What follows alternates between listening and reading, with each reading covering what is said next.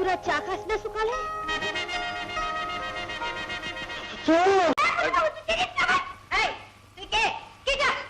আমি পুঁথি শিখবো, পূজা বাবু বলেছে আমার ফটো ফুটবে, নাম হবে। বল করছিস কেন?